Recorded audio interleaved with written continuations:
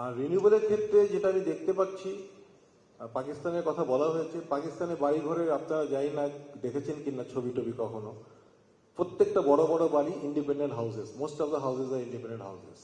So what has work for Pakistan will not work for Bangladesh. বাংলাদেশে হচ্ছে high density population, আবার রুফটপস are very small.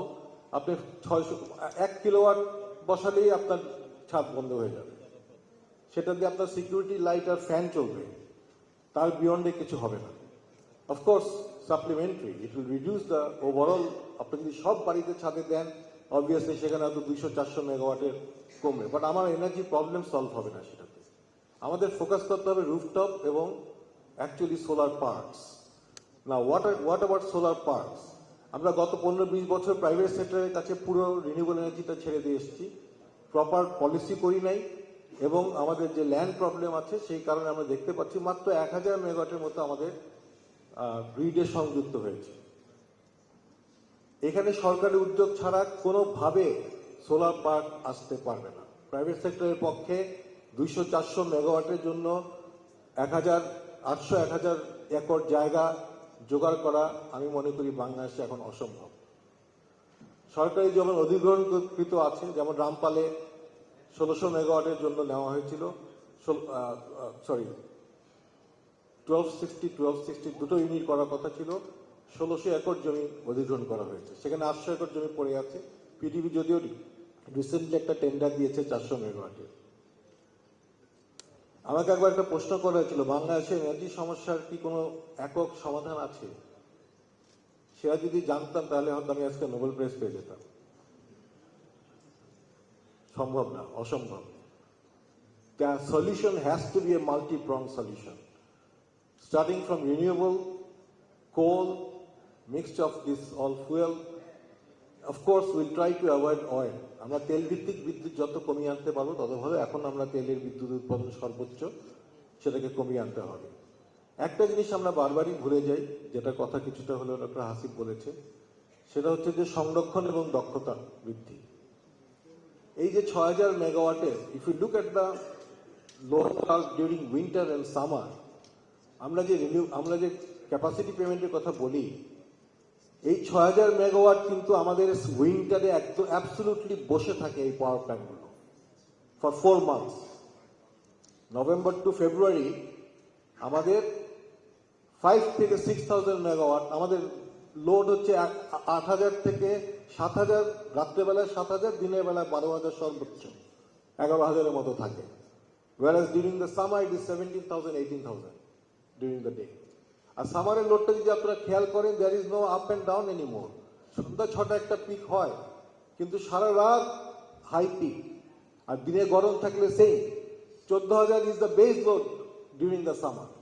14,000 megawatt is the base load during the summer, and peak is 17,000.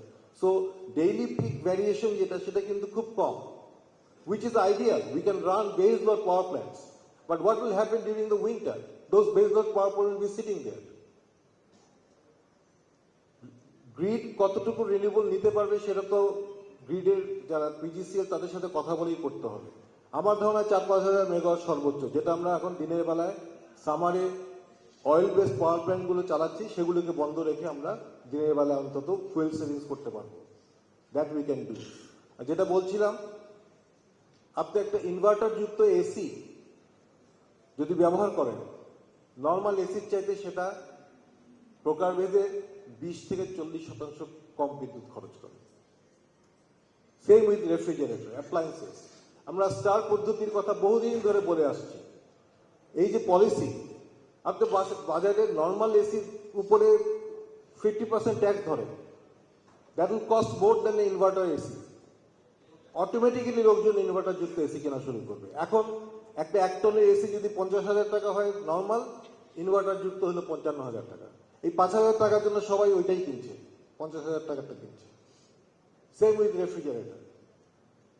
So you can save substantially if you have more efficient appliances.